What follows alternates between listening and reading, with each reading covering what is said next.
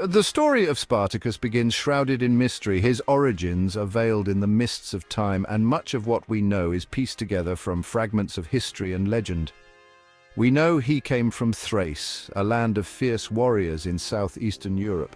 This rugged region, known for its harsh landscapes and resilient people, was a place where strength and bravery were essential for survival. The Romans considered the Thracians a rough and unruly people. They were seen as wild and untamed, their fierce independence and warrior spirit making them both respected and feared by their Roman conquerors. They often found themselves fighting as auxiliaries in the Roman army. These Thracian warriors, with their intimate knowledge of combat and survival, were valuable assets to the Roman military machine. Spartacus, it seems, was no different. Like many of his compatriots, he was drawn into the orbit of Rome, his fate intertwined with the empire's insatiable hunger for power and control. He may have even served Rome before fate dealt him a cruel hand. Perhaps he fought valiantly in battles, earning the respect of his Roman commanders, only to be betrayed by the very system he served. We don't know exactly how Spartacus ended up a slave. The details of his capture and enslavement are lost to history, leaving us to speculate on the twists of fate that led him to this point. Perhaps he was captured in battle, sold by treacherous comrades, or simply fell victim to the Roman hunger for slaves. Each possibility paints a picture of a man caught in the relentless gears of an empire. The Roman appetite for slaves was insatiable, driven by the need for labor to fuel their vast empire. Spartacus, like countless others, was swept up in this tide, his freedom stripped away. What we do know is that he ended up in Capua, a city south of Rome, in the hands of a man named Lentulus Batiatus. Capua was a bustling hub of commerce and culture, but it was also a place where the brutal spectacle of gladiatorial combat thrived. Batiatus owned a ludus, a school for gladiators. These schools were training grounds for men who would fight and die for the entertainment of the masses, their lives reduced to mere sport. It was here that Spartacus would face his destiny. The ludus was a place of relentless training and harsh discipline where only the strongest and most skilled could hope to survive. The life of a gladiator was brutal. They were forced to fight for their lives in the arena, their every move watched by a bloodthirsty crowd. Injury and death were constant companions, and the stakes were always high. They trained relentlessly, their bodies honed for combat in the arena. Every day was a battle to improve their skills, to become faster, stronger, and more deadly. Death was a constant companion. The arena was a place where life could be snuffed out in an instant, where the roar of the crowd could turn to silence in the blink of an eye. Victory meant fleeting glory and a chance to survive another day. For the gladiators, each win was a temporary reprieve, a moment of triumph in a life filled with peril. Spartacus, however, possessed something more than just the will to survive. He had a fire within him, a burning desire for something greater than the life of a gladiator. He had the heart of a leader, a quality that would soon set him apart. In the harsh environment of the ludus, he became a beacon of hope for his fellow slaves, inspiring them with his courage and determination. In the gladiatorial school, he inspired not just fear in his opponents, but also hope in his fellow slaves. His presence was a reminder that even in the darkest of times, there was still a glimmer of hope. His reputation as a formidable warrior grew with each victory in the arena. The crowds began to take notice, and his name became synonymous with strength and resilience. Yet Spartacus yearned for something more than the cheers of the crowd or the meager rewards of combat. He longed for a life beyond the arena, a life where he could be free from the chains of slavery. He longed for freedom, a concept almost unimaginable for a man in his position. But this dream, this burning desire for liberation, would become the driving force behind his actions. This burning desire for liberation would be the catalyst for one of the most remarkable uprisings in history. Spartacus would not only fight for his own freedom, but would inspire countless others to rise up against their oppressors, challenging the might of Rome itself. The year was 73 BC, a time when the Roman Republic was at the height of its power, yet cracks were beginning to show in its seemingly invincible facade. Within the stone walls of Batiatus's gladiatorial school in Capua, a plot was brewing. The air was thick with tension and the scent of sweat and blood. The gladiators, men who had been stripped of their freedom and dignity, were training relentlessly not just for the arena, but for something far more significant. Spartacus, a Thracian warrior turned gladiator, along with about 70 of his fellow gladiators, decided they would rather die fighting for freedom than as puppets in the arena.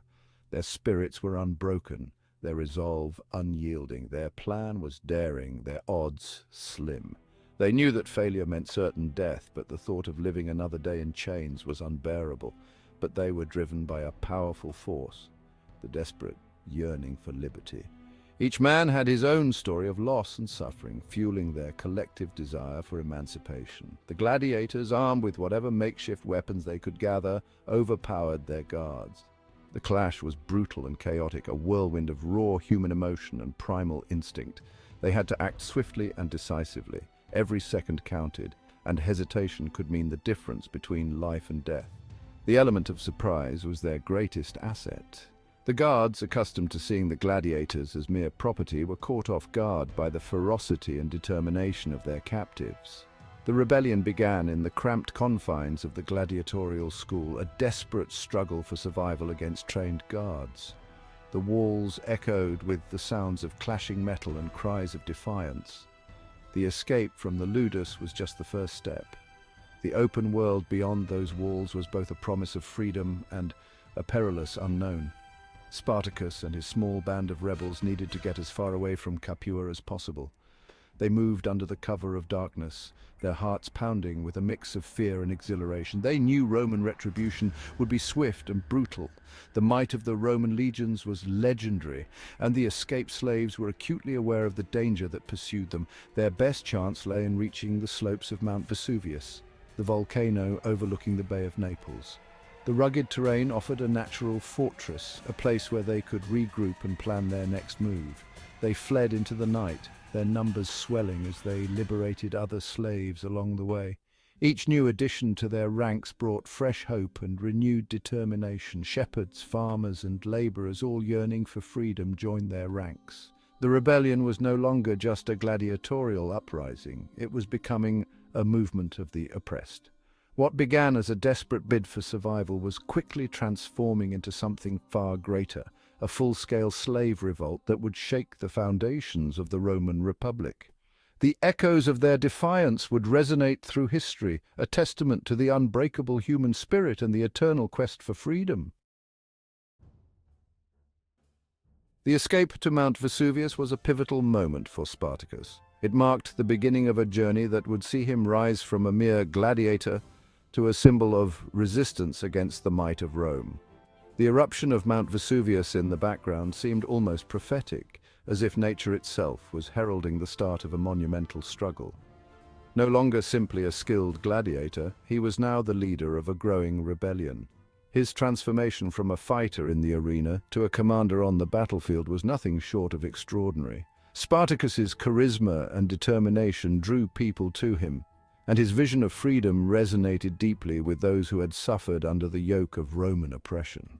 His tactical acumen, honed in the arena, translated surprisingly well to the battlefield. Spartacus was not just a brute force, he was a thinker, a strategist. He spent countless hours studying maps and Roman battle tactics, understanding that knowledge was as powerful a weapon as any sword or spear.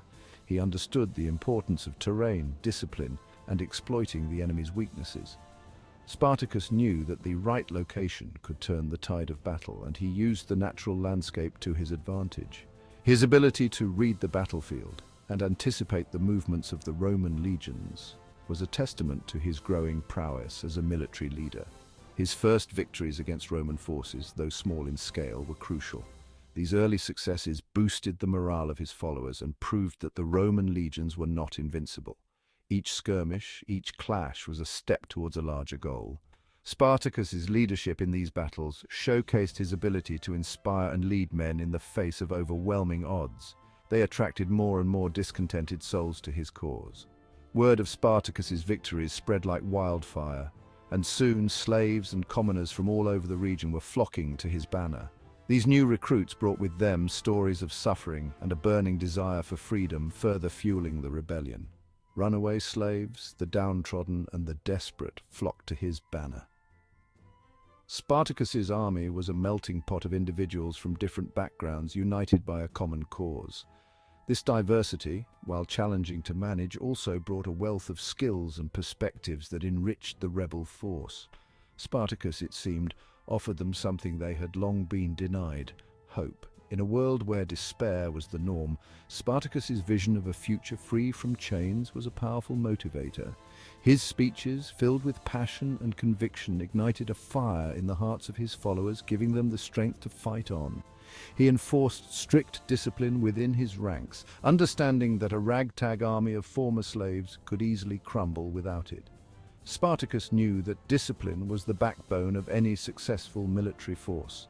He instilled a sense of order and purpose in his troops, ensuring that they were not just a mob, but a cohesive unit capable of standing up to the Roman legions. He knew that to stand any chance against the might of Rome, his followers needed to be transformed from a mob into a disciplined, fighting force. This transformation was no easy feat, but Spartacus's relentless training regimen and unwavering commitment to his cause made it possible. His men began to move with precision and purpose, a testament to his leadership. He drilled them relentlessly, instilling in them the importance of strategy, coordination, and unwavering courage. Spartacus's training sessions were grueling, but they were necessary. He knew that his men needed to be prepared for the harsh realities of battle, and he pushed them to their limits to ensure they were ready. Spartacus also displayed a keen understanding of Roman tactics, using their own strategies against them. He was a master of adaptation, learning from his enemies and turning their strengths into weaknesses. This ability to think like a Roman commander gave him a significant edge in battle. He recognized the importance of cavalry in Roman warfare and managed to train a formidable cavalry unit from among his followers. This was a game-changer for the rebel army. The addition of a cavalry unit allowed Spartacus to execute more complex maneuvers and counter the Roman legion's tactics more effectively. This allowed him to counter the Roman advantage in open battlefields. The cavalry's speed and mobility gave Spartacus the ability to strike quickly and retreat before the Romans could mount a proper defense. This hit-and-run tactics became a hallmark of his strategy, frustrating the Roman commanders and giving his army a much-needed edge. His charisma and leadership qualities were undeniable. Spartacus was not just a commander, he was a beacon of hope and a symbol of resistance. His presence on the battlefield inspired his men to fight with a ferocity and determination that the Romans had not anticipated. He inspired extraordinary loyalty in his followers, not just through his military prowess, but also through his vision of a world free from oppression. Spartacus's dream of a society where all men were free resonated deeply with his followers. This vision gave them something to fight for, something greater than themselves. He wasn't just fighting for his own freedom, but for the liberation of all those enslaved by Rome. Spartacus's cause was a noble one, and it gave his men a sense of purpose and righteousness. They were not just rebels, they were warriors fighting for justice and equality. This sense of higher purpose made them a formidable force, one that the Roman Empire would not easily forget.